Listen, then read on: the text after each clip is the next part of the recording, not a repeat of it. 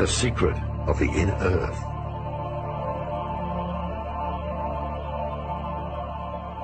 Like the human being, the planet itself also has dimensions. These 7 bodies are 7 main energy gates, also called chakras or sun gates. They are the activation gates. The masters of Lemuria and Atlantis knew about the main geomantic energy vortices. With the help of extraterrestrial technology and levitation, they built large pyramids onto these centers of energy. Therefore, pyramids around the world stand on these gates of energy in order to mark the power centers. They are situated in the jungles of the Amazon, in the highlands of Mexico, on the ocean floors of the Atlantic and the Pacific, under the desert of Taklamakan, in China, and many other places on Earth. Many of these pyramids were built underground and will be discovered in the near future. Pyramids are the mirror of human evolution, with the 4 dimensions. God is the 5th dimension and exists beyond the pyramid. This is why the last stone of each 4-faced pyramid is missing. The reality of massive engineering tools in Egypt, of course, is something that is not presently known. The existence of huge interior structures with mathematical precision that range in size from some 20 centimeters for the air shafts to the massive chambers known as the King's and Queen's Chamber that require blocks of some 2 to 20 tons apiece, suggest a parent technology that is no longer known to our present Western society. When the documentary Mysteries of the Sphinx was being made, the engineers asked themselves, how could these massive blocks be moved into position? It was obvious from special consultants who were moving upwards of 200 tons that there was no present technology that could take these very large, massive blocks from the quarries and move them up some 480 feet above the surface of the earth unless there was a superior apparent technology.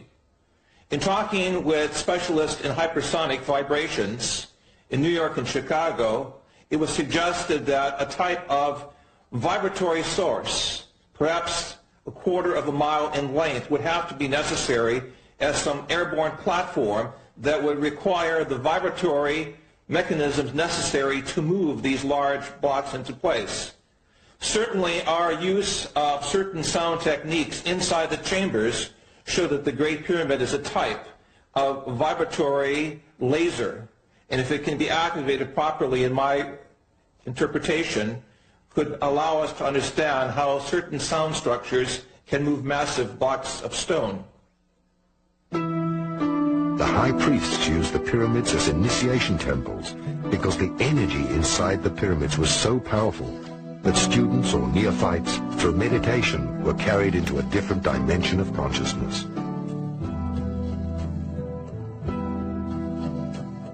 The student, with his physical body and senses, was moved into a higher world. Thus he could perceive the spiritual world.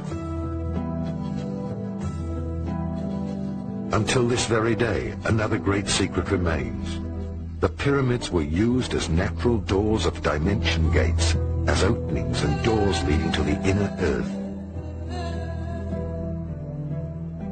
As much as there is an outer world, there is, because of polarity, an inner world. In other words, the earth is hollow. As things are on a small scale, so they are on a large scale. Hermes Trismegistos taught that everything in the universe is set up according to the same organizational plan. One could say that the Earth is like a huge atom, hollow inside, with a nucleus at the center which represents the inner sun. Just as we humans do not see the outer curve of the globe, one is not able to perceive the inner curve when entering Hypereia, the legendary lost crystal cities of Agartha.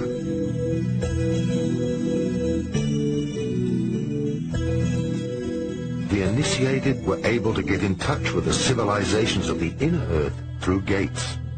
Until the sinking of Atlantis, this was general knowledge.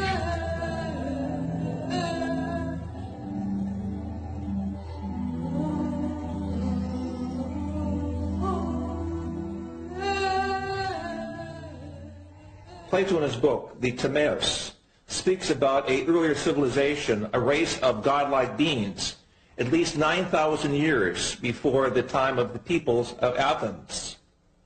He also speaks of how the great historian Solon refers to Egypt as a colony of Atlantis. It is clear from evidences we have recently made in Mesoamerica, specifically in Guatemala, with the ancient canal system that we have uncovered through remote sensing radar, that it was there in Central America where north and south tectonic plates meet, where there are great statues called the Atlans, that there was indeed some type of civilization that could be called Atlantean. Clearly the evidence is in Egypt of great structures beneath the sands of Giza, as well as the evidences of great structures beneath Gobi in the Far East, suggest that Atlantean models of higher intelligence were over the earth at a much earlier historic period, suggesting that Atlantis was a type of civilization rather than a specific place of people, technology, worship, and belief. Where is the entrance to the inner earth? My feeling is that these are openings several hundred kilometers wide, not more than that.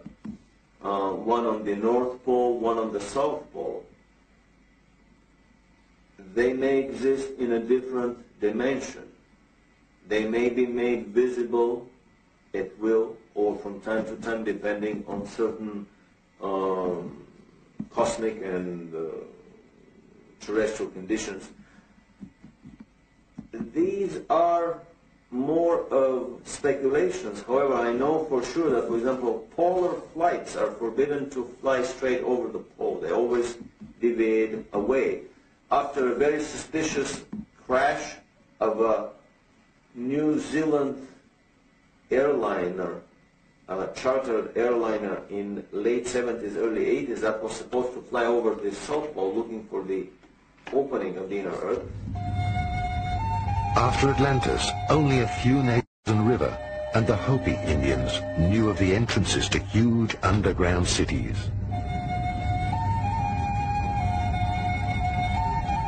They reported that shortly before the cyclical end of humankind, the seed for the next humankind was brought to safety in the inner earth by human beings with white and bluish skin and golden angelic hair, who traveled in flying saucers from the inner earth. Last century, various scientists searched for the pole openings. Accordingly, the South Pole is supposed to be the head chakra of the Earth and have an enormous pole opening. The North Pole would be the root chakra.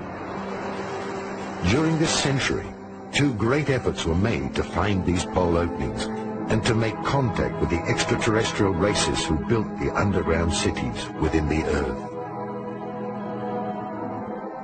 The first expedition was led by Admiral Byrd before the Second World War. The second was carried out by the secret Tula organization, which pulled the strings behind the Nazis. Both expeditions were successful.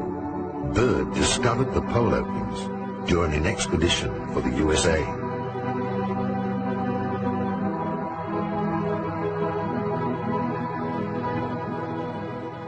What do we know about Operation High Jump, about Admiral Byrd's expedition in the autumn of 46, the early spring of 47, to the South Pole? This is an expedition that has been almost forgotten, and it's very hard to come up with any information about it. The few articles that were published at that time in, let's say, National Geographic magazine would not give any clue to the real intention of that expedition. However, recently we discovered a unique documentary film in color, 1 hour long, made by the U.S. Navy. It was a massive naval operation that involved an aircraft carrier, several battleships, an armed submarine, and probably another 20 supply and battleships. It involved 4,000 troops, U.S. troops, and the rumor is that there were also British and Russian contingents within these 4,000 troops. It was a massive naval operation. It was not, as it has been presented to the public, that it was a peaceful expedition to explore the natural resources of the South Pole. They descended to Little America, which is the place of the previous Admiral Byrd landings on the South Pole. And then they started a massive overflight over the whole area of the South Pole, trying to locate the German base that was established there almost 10 years earlier. The Germans started somewhere in 1936-37 seriously exploring the South Pole, and by the time the war ended, the rumor is that they have established a massive underground colony with at least 100,000 scientists, researchers, elite SS troops. In our research in Africa, the Far East, and in the mountains of South America, we have come across statuary of very grotesque beings who, according to the Indian and shamanistic tradition, went into the earth at a time of a great cataclysm. If we take Atlantis as a model for survival, it is clear in the folklore and literature of the major continents of our planet that some of the races went into the earth. I brought with me from Africa pictures of these grotesque serpent-like beings. Many of them correspond to the extraterrestrial reports and photographs of some of these so-called snake people or serpent people. It is very clear also that there was the survival of the ancestry of the Adamic race, referred to in our scriptures, as well as in the teachings of the Hungarian and German people that came out of the Gobi area. It is in this area of Lap Nor that we have recently found evidences of an earlier European type humanity that did survive some type of cataclysm according to the myths of the Far East. We have thus in our tradition a vast folklore, anthropology, and cosmology that connect the peoples of this planet with that of other worlds. The Nazis were better informed by the secret esoteric orders and had exact knowledge about the lost cities of Agartha and Shambhala. Many of their expeditions involved searching for the entrances into the inner world and the lost techniques of the gods, that is, UFOs, the Ark of the Covenant, and much more. Thus, films like Indiana Jones are not mere fiction. German expedition in search of Agartha. Some esoteric correlations of the 19th century and of the Third Reich are hidden nowadays under a veil of the past. Thus, only some isolated relationships can be uncovered. For a while, Dietrich Eckart lived at the foot of the mountain Untersberg and was initiated into the medieval mysteries and into the legends of caves. Adolf Hitler spent many hours with Dietrich Eckart at the Obersalzberg mountain, and both were followers of the hollow earth theory of Hans Erdinger. The Untersberg was already considered by the Templars to be a volcano with an access to the inner earth and to the legendary hollow world. Thus there are stories of the disappearances of people in the Untersberg and how, 60 years later, the same people surfaced without having aged. Other German legends deal with the myth of the end of the world. In the legends, King Barbarossa is asleep in the mountain, and after hundreds of years he rises up with his knights for the last battle at the end of time, in order to help good triumph. I'm speaking now as a scientist. I do not want to confuse subsurface temples and grottos and structures of civilizations that go down approximately a mile or two from the surface of the earth with the so-called inner earth theory. In my work in Ecuador, Peru, and Bolivia, it is clear that there are vast tunnel systems that go hundreds of kilometers under the mountains, allowing the Indian peoples to connect between national borders. We know also between Mexico and New Mexico in North America that the Indians have a subterranean system of corridors that allow the tribal federations from North America to meet, even privately, without notifying the American or Mexican authorities.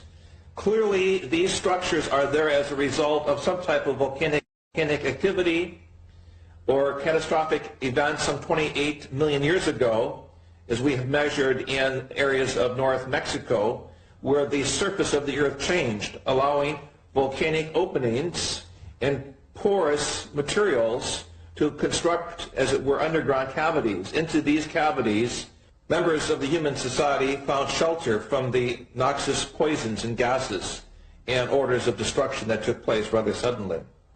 If we look at our planetary system, there is an obvious grid of underground cavities, from the areas of the Gobi areas of Central Asia to the areas of Malta in the Mediterranean to areas even of the mountains of Untersberg in Central Europe, Mont Blanc, Jungfrau, to areas we have specifically worked with seismology in central North Mexico, and also areas of the Andes.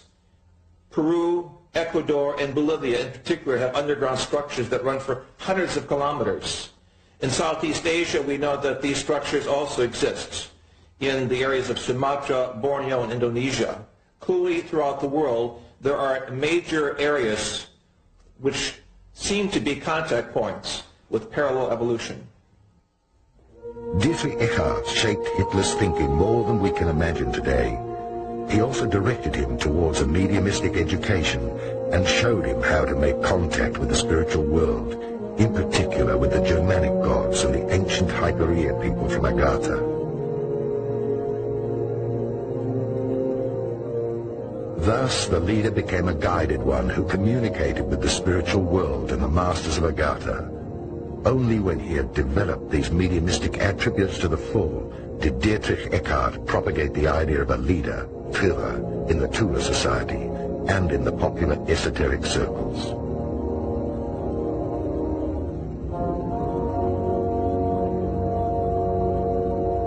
Already in the First World War, the German military sent various expeditions, which later were known as German colonies. Some esoteric followers, like General Ludendorff, who had access to the foundations and connections to the secret orders and castles, supported the expeditions and their search for the lost cities and treasures of the old Atlantean high cultures. In the early 20s, in a privately financed expedition, Edmund Kiss explored various regions of South America and discovered a wide-ranging system of caves with an opening to the inner earth. The different esoteric societies with their secret orders, country estates, and later also their castles were the meeting points of the esoteric elite, which saw itself as guided to resurrect the old knowledge of Atlantis and of the Indo-Germanic prophecies. The society that dealt with the lost technology of the gods and their impelling force was the so-called Friel Society. This society collected all the information dealing with the technology of polarity and levitation. When the National Socialists came to power and the old leagues and alliances had accomplished their duty, the esoteric followers of the time began to carry out their expeditions at the state's cost. Various secret working circles financed by the Third Reich were established.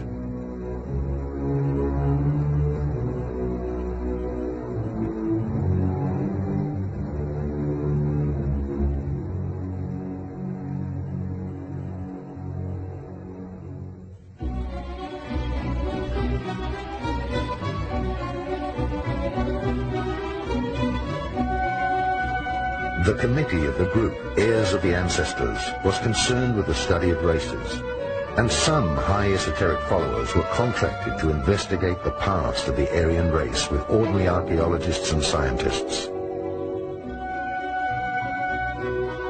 Many Third Reich expeditions were initiated through the orders and foundations. Edmund Kiss went for the second time to South America with an elite group of scientists and the latest technology in order to find and enter into the inner Earth and Agartha. Allegedly, they found a spaceship from Atlantis in one of the bigger caves. The secret society Agartha was founded, whose role it was to further explore the technology, even in the event of a war. In the 80s, was ARD television correspondent Karl Brugger killed because he had published a book which alleged an active role of this same society up to the present day? I have the privilege of knowing Karl Brugger, the author of Die Chronik von Agartha, many years ago in Brazil, where we worked together with the white Indian peoples of the upper Amazon, who spoke a dialogue very much like an ancient Germanic language and who had contact with the Star people. Tragically, Karl Brugger was killed by someone in the Brazilian establishment who felt he had too much information on the Indian civilizations and perhaps knew too much about the genocide against the Indian peoples taking place. I dedicated my book, The Sphinx on Mars, to Karl Brugger, and in this book I show for the first time the historic pictures that NASA has of the pyramid structures on Mars, as well as pictures of the pyramids in Brazil and South American places, suggesting that there was a historic connection between the planetary grid of energy places marked by pyramids and temples and those of other planetary bodies. Karl Brugger was one of the great historians, journalists, and humanists of the 20th century. It is very important for each of us to try to get in contact with his teaching, his legacy, because it forms the connecting link between the Indian peoples, the earlier Atlantean-type peoples, or what is called in Central America the Atlans, the great giants who are blonde, and the European peoples, to show a connecting bridge between civilizations and centuries. The Chronic also refers to the coming of the extraterrestrial peoples, according to the Indians, at the beginning of the 21st century, due to the misuse of science, the destruction of the planetary environment, the imbalance of knowledge, what we call Western civilization, the Untergang des Auslands, will come to a quick change with the appearance of the Star people. And for this reason, we must keep our eyes and ears open to the signs from space of a new communication system, connected also with the teachings of the Indian peoples. The South American Indians of the Andes recognize UFOs as brothers from the sky who have always been there, who are there today. They are not any more unique than an airplane, an airliner flying overhead with passengers aboard. To them, the brothers from the sky have always been there. They do make contact with the Indians, and they do treat people in remote areas where they cannot get to doctors. They heal them, they treat them medically, they interact with the Indians and with primitive people, both in the high plains and in the deep jungles. So when we began asking about these brothers from the sky, we discovered stories about such contacts everywhere. And in the course of one of these stories, we were introduced to an Indian from the upper Amazon. I think his name was Agartha, but I'm not sure at the present time, who offered to take us back into a civilization that he came from that was primarily based on a European culture that was transported there or transposed there sometime about the end of World War II, and they had taken scientists and scientific research underground in an area in the upper Amazon where they had succeeded in developing disc-shaped aerial vehicles that they could use to go all over the world with. The society was, this Indian called the society Agartha. He said that he had guided a German researcher by the name of Brugger, and I think his name was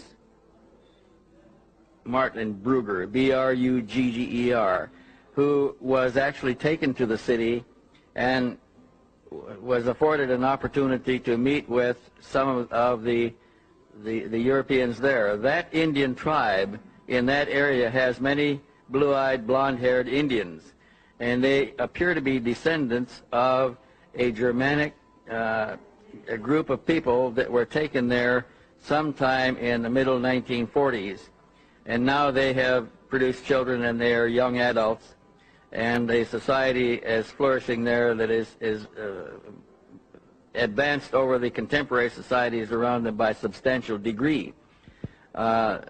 We can take you back there. There is a man who lives in that area. His name is A.J. Gaviard, who will be willing to introduce us to either the Indian that guided Martin Brugger or other Indians from the same tribe who may be willing to take us back far enough to meet some of the members of that society. It's operated as a closed society. They do not come out down the river and enter Western civilizations. When they come out in their spacecraft and pick up what they need and take it back into the society, and they live in a closed environment, pretty much protected by the wilderness of the jungle itself. So it's possible to go back and further investigate the evidence of the existence of Akakor at any time. We can produce people who can do this. We can look at Mr. Brugger's evidence that he published, which was the result of his own research. But I personally am convinced that this society exists, that they have circular disc-shaped craft, that they fly and operate them there, and perhaps some of the disc-shaped craft that we are discovering in the reports of the Indian aboriginals of the highlands, of the upper plateau there, may be some of the vehicles from Akakor. We also know that many of the vehicles that they describe are not from Akakor, that they come from elsewhere. Some of them are extraplanetary. They come from beyond this planet, and they have unique technologies, and they have human beings aboard who are quite different and quite advanced over the contemporary humanity of Earth today. These humans are interacting with the natives down there also, and there is substantial evidence that these extraterrestrial races are directly connected with the earlier civilizations of Tiwanaku, of the Olmecs, of a number of the other earlier civilizations in South America at a time before the last cataclysmic disturbances that changed all the society and reduced it to savagery once more.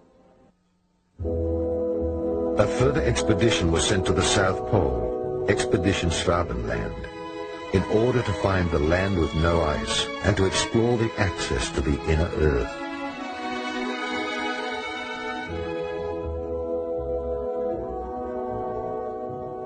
Another expedition was sent to the Icelandic geysers, since there were insider stories about the access to the inner Earth.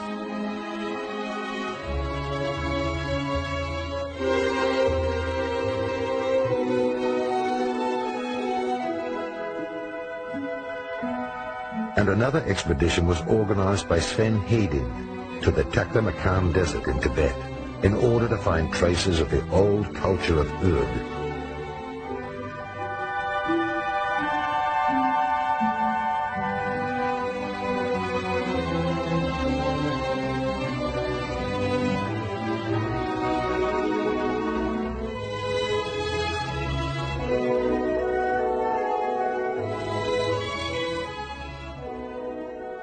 What we call in the Buddhistic esoteric tradition as Shambhala is an actual area in the Taklamakan area of central China next to the Gobi Desert. In 1988, with permission of the Chinese Academy of Science, I conducted research experiments in this area and confirmed with other engineers the existence of a vast underground complex of grottos, ancient structures and buildings, and in these structures we find statues of the avatars or beings later celebrated in Buddhism as the bodhisattvas, the beings that came from space in the Vimana and the Tathagata. These are ancient Sanskrit terms for the vehicles of higher intelligence. In my opinion, Shambhala does exist as an underground structured civilization that is now being uncovered in Central Asia. And in this area of the Gobi, I believe we will find the origins of the Garden of Paradise, or the Gan Eden, the Garden of Eden, as it is referred to in our book of Genesis. One less-known expedition was led to a mountain in an African desert, since there were stories by the local tribes that there existed a network of caves out of which flying objects emerged, which had also been cited by the German expeditioners. Under the cover name Villachschmied, all the information about the technology of the inhabitants of the inner Earth, or extraterrestrials, was gathered, and through the SSE-4 was passed on to the engineers of the weapon industry in order to develop the new technology.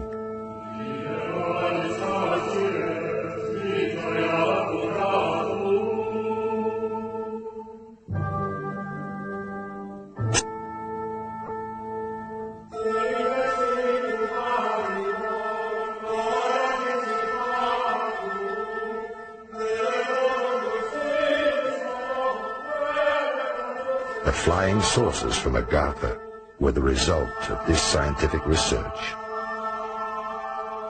The Nazis made contact with the extraterrestrials of the underground city of Antarctica. They received technical support and instruction for building flying saucers with levitation drives, similar to those used on Venus.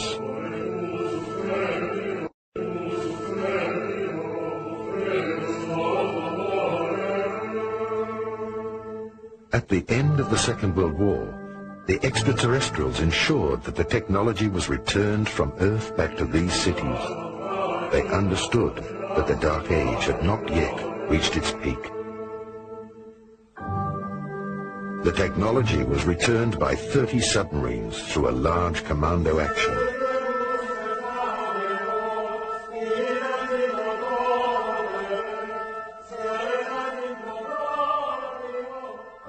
Okay, let's pick up the scenario. We were originally talking about the spiriting out of the two spacecraft out of Berlin before the Allies arrived. We said that they were put aboard two submarines. They spent 6 months at sea, and they finally landed in Argentina. Now, from that point, they were taken into Antarctica, into a section of Antarctica called Queen's Maud's Land. And there they disappeared, and they were not heard of for some time. Now, intelligence sources, and of course I was in the intelligence business at that time with the agency, reports indicated that they were in there and they were operative once again. Now, there was a major concern by world powers to go in and capture the technology and the two spacecraft which they knew were in Antarctica.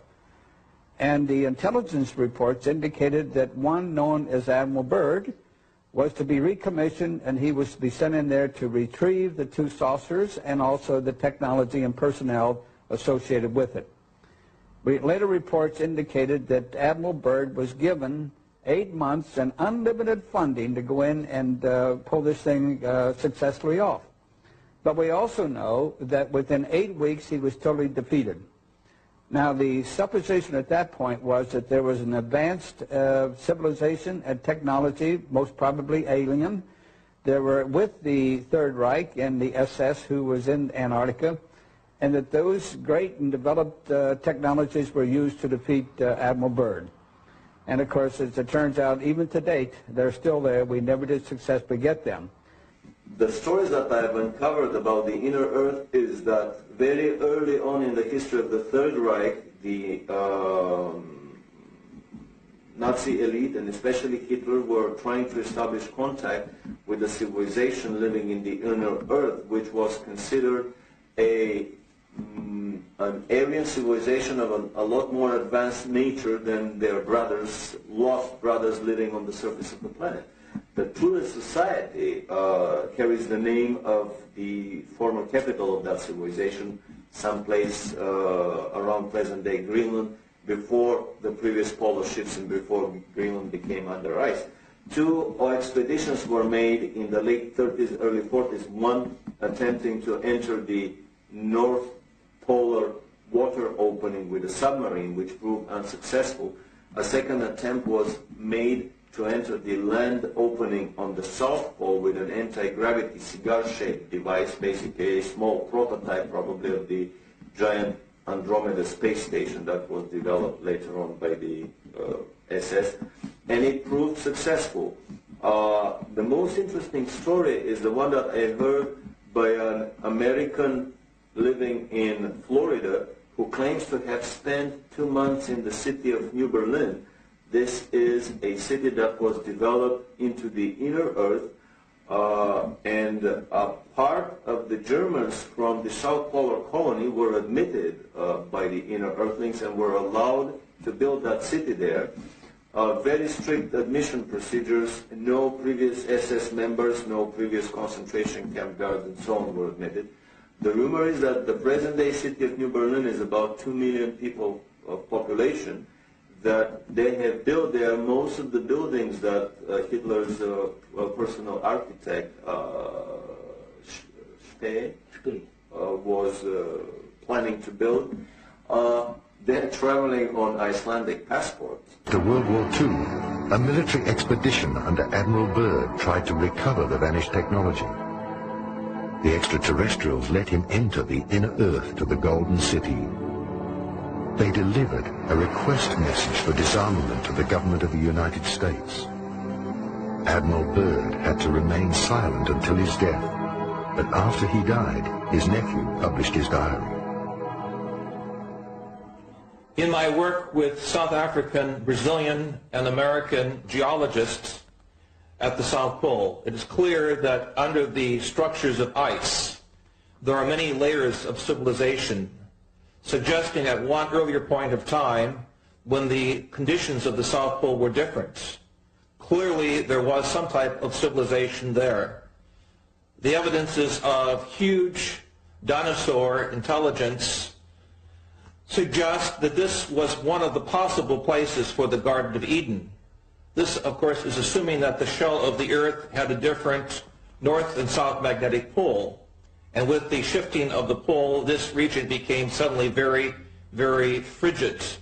And thus we do not see any evidences on the surface of these so-called earlier conditions of intelligence. However, I believe with the further exploration of the documents that both Admiral Byrd brought to the attention of the world after World War II, and the Brazilian Navy uncovered in 1961 with its subpole expedition, that extraterrestrial intelligence is also operated out of the area of the South Pole. And in that sense, the South Pole is a connecting point with other civilizations, possible extrasolar gardens of paradise. What was it that Admiral Byrd found on the South Pole? Incredibly enough, in an official American Navy documentary film, we found footage of what Admiral Byrd found on the South Pole. He found giant freshwater, never freezing lakes with areas around them that were free of any snow. And in that film we show footage of the Navy planes landing in these lakes. But even more so, he found, to his amazement, that his planes were disappearing very quickly. A lot of his planes were attacked by anti-gravity devices that were operated by the Germans there, by anti-gravity saucers. A lot of them crashed into invisible barriers and disintegrated in mid-flight. This is an indication that the Germans had already perfected the force field shields, and they were up and operational around the German colony at Neuschwabenland.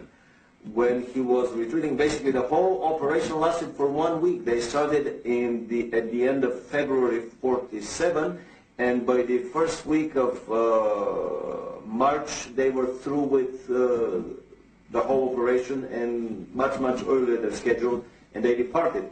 And in an interview at Buenos Aires on his way back, Admiral Byrd made the incredible statement that the Third World War would probably be with an adversary coming from the polar regions of our planet, an adversary that has the ability to fly unobstructed from pole to pole. He was referring to the Germans at their South Polar colony at Neuschwabenland, that were operating their anti-gravity craft with impunity and could fly circles around the globe, and of course would shoot out of the sky any of the attacking American planes. The inner terrestrials surrounded the entrance gates with an electromagnetic protective dome, which no being or weapon can penetrate. After all this happened, it became the greatest secret of mankind. It started ufology as we know it today. Indeed, there is a second humanity, an inner terrestrial race who had already built cities in the inner earth before the sinking of Atlantis. In 1961, the Brazilian Navy was conducting a series of experiments in the Antarctic. According to one of my colleagues who was in one of the naval ships, suddenly out of the ice packs, a large spacecraft emerges and takes off vertically at a terrific speed, shocking both the American and the Brazilian naval forces that were there. So it is clear that as late as 1961, we have official documentation from the Brazilian Navy that there is some other, emphasize other, underline this 3 or 4 times, life force or intelligence stationed at the South Pole, possibly to observe the scientific developments on the planet, possibly to observe the military operations and the forces of the East and the West in some type of Mexican standoff as the Cold War develops. We have clear documentation from other sources and other South American governments that some technology that is not human-based is there. That is to say, some type of higher evolutionary experience is there, and this is the next chapter of our quest. Why are they here? What do they want from us? And do they, namely the higher or alien intelligence, have as it were some type of directing mechanism both for the U.S. as well as for the Soviets as to who goes into space and who conducts, as it were, the next evolutionary round of space development? These are key questions that we must resolve. The Dark Ages. During the rule of a dark age of separation, all knowledge that is passed on and all instructions are tainted. Every religion, for instance, is a sect, a separation from the real divine inner truth of life. Religion is something that happens in God's holiest temple. The Illuminati received their knowledge. Well, I would use the famous jokes and stories about Tesla and Edison. According to Edison, invention was 95% perspiration and 5% inspiration. According to Tesla, the way Tesla was doing his inventions, he would have 95% inspiration and probably 5% perspiration. Tesla would get a vision. All he has to do is put the vision into paper. Then he has to take the paper to the engineers to put it into metal in the shop. A little fine-tuning here and there, and the device works. This is the usual mode through which information and know-how is channeled from the extraterrestrial and even higher levels of existence to our planet. The know-how is given, and we are left to put it into our crude terrestrial engineering and manufacturing methods. That's why the crude anti-gravity saucers of the 1880s, 1890s were made with rivets. Giant cannons were used to fire the first anti-gravity devices toward the moon. Later on, in the early 1900s, more advanced technologies were used, but always the technology would follow up with our terrestrial one. Why are there two totally different scientific and engineering realities on the planet? Why the mass consumption engineering culture is 50 to 100 years behind the secret culture developed by the Illuminati? I have always had this very big question, very big puzzle in front of me. This is the Promethean dilemma for me. how come that with these incredibly good intentions to elevate the scientific and technological level of our civilization, we end up with the very negative and dismal results of all of these efforts? My feeling is that basically that is the major mode through which the, should I call it, the independent angelic presence on the planet is trying to corrupt the scientific and the political minds of the elite of our planet with visions of grandeur, with technologies that are too far ahead possibly for our spiritual and moral development, and that are very dangerous, that can explode any minute and basically bring the end of our civilization, as has happened for dozens of times on our same planet. Again, information coming to us from many extraterrestrial revelations about previous illuminated efforts to speed up the evolution on the planet that ended up in very brutal or violent nuclear wars.